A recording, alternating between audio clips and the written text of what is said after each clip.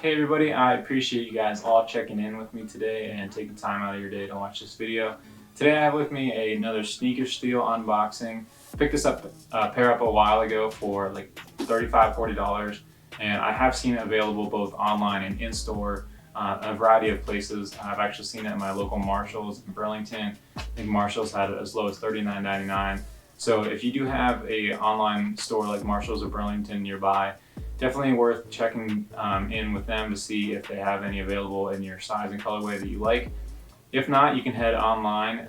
Plenty of these retailers are having sales going on right now. I actually saw New Balance had a 25% off sale recently where you could pick these up for like 65 bucks. I do really like the shoe, and I think it's definitely worth a sneaker steal. As something to be noted, if you are interested in trying to find good deals on sneakers, please head to the link below for my Sneaker Deal of the Day website. Every day I'll post one shoe, a sneaker deal, basically the best shoe that I can find on sale, and help you guys add to your collections and save some money, which is really the whole purpose of why I'm doing these videos and also that website. So appreciate you if you guys would do that and head over to that website, sign up for the email subscription. That way you guys can stay up to date on anything that I find. All that being said, this is the New Balance 997H. And these are a takedown, budget-friendly model of the 997. So with that, you are not going to get the premium materials that you would get on a 997, but it does feel like a decent shoe, especially from New Balance. You're not going to be disappointed when it comes to materials or just the comfort level of the shoe overall. So I really am excited and happy about this pickup. So really quickly, just to go over some of the features and the way they cut down some of that price point from the 180 price point, or even the 220 of the Made in USA, Made in England stuff, to this $90 retail price. They really just changed the materials, and they also changed the midsole and the outsole a little bit. Pretty simple, straightforward materials on the upper, synthetic suede on the toe and also on the heel counter. And then as we go up, there's a mesh textile on the vamp and the cap collar area. Nothing like too crazy premium, but also again, nothing like super cheap feeling. The saddle area has on the underlay, the saddle itself, the New Balance logo, and the IRO, all just a synthetic leather. No real texture or premium feeling there. The premium feeling does go up a little bit when it comes to the tongue. The tongue has a basketball pebble kind of grain leather. It does feel a little bit more premium, even though it's not real leather. It is still synthetic, but that pebble grain makes it feel kind of nice when you're putting on your shoes and pulling on the tongue.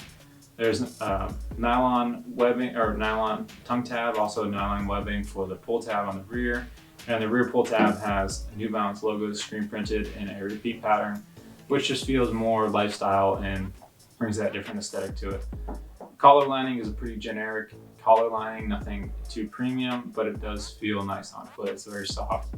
And then the last big thing of how they cut the cost down on the shoe would be the midsole and the outsole. So it does look like a normal 997 midsole and outsole. However, they cut down on the way that it was constructed and the molds that they needed to make to make the shoe.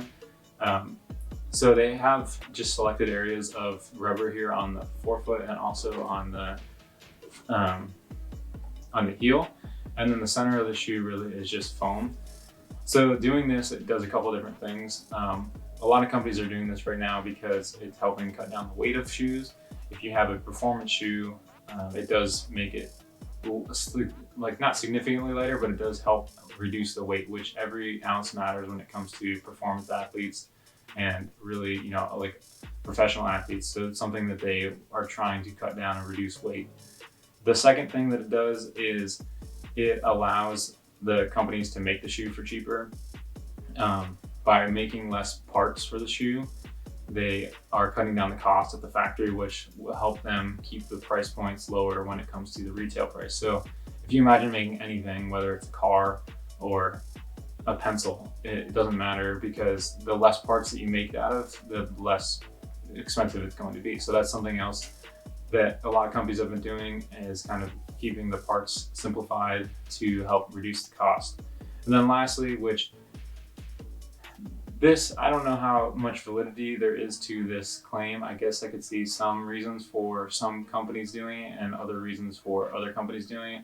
But some people may say that shoe companies are only doing this kind of foam on the outsole and the traction to help sell more shoes. I do think there is a little bit of validity to that, especially when it comes to the really low tier shoe models. Like if you're under $40 retail, they have to cut so much cost, and those shoes are so cheaply constructed. Basically, they have to get them into the US for under $10 a pair, if not less, if they're selling at $40, so that they can sell them for $40. So they're really trying to cut down on all the costs that they can. And those shoes are probably not going to last as long as something that does have a full rubber outsole. So there is some truth to it, I guess. This particular rubber and foam, I think that the foam will last a fair amount. It does feel like a stronger, more durable foam, but it will not have the same durability as a rubber outsole. So that's just something else to keep in mind if you are rough or kind of use your shoes a lot. But all that being said, again, this is a good shoe for the price point, especially if you're able to pick it up for like $39.99 or under. And if you want to make sure that you're able to scoop a pair of these up when they do go on sale again, or when you see a particular colorway that you do enjoy, please head over to my Sneaker Deal of the Day website or follow the Sneaker Deal of the Day Instagram page. That way you can be informed on every day. There will be a new shoe that comes up and a different discount price, obviously, but it's the best shoe that I can find of that day for the best price that I can find it for. So I appreciate you guys checking in the video. Take care and hope to see you guys again soon.